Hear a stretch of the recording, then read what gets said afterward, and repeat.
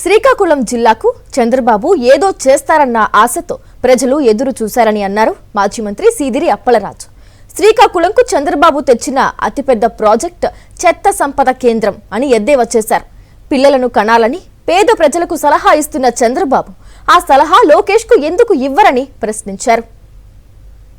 ఇప్పుడు మొదటి స్థానంలోకి వచ్చేస్తారేమో అన్న ఆశతో ఎదురు చూస్తే మూడోసారి ఆయన తీసుకొచ్చినటువంటి పెద్ద ప్రాజెక్ట్ ఏంటి అంటే చెత్త సంపద కేంద్రాన్ని తీసుకొని రావటం జరిగింది.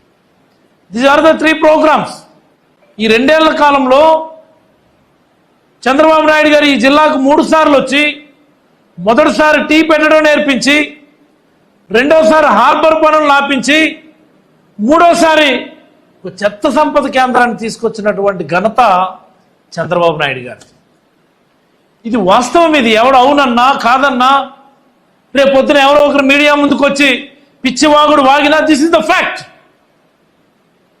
ఈ జిల్లా మీద చంద్రబాబు నాయుడు గారికి ఉన్నటువంటి ప్రత్యేక ప్రేమ ఈ చెత్త సంపద కేంద్రం ద్వారా తేటతెల్లమైందని నేను ఈ సందర్భంగా జిల్లా ప్రజలందరికీ కూడా మనవి చేయదలుచుకున్నాను. చాలా ఆవేదనతో మాట్లాడుతున్నాను నేను.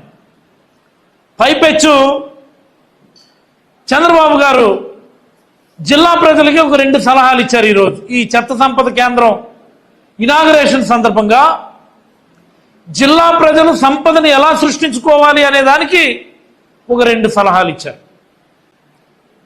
మరి జిల్లా ప్రజలందరూ ఆయన చెప్పినటువంటి సలహాలను ఫాలో అయి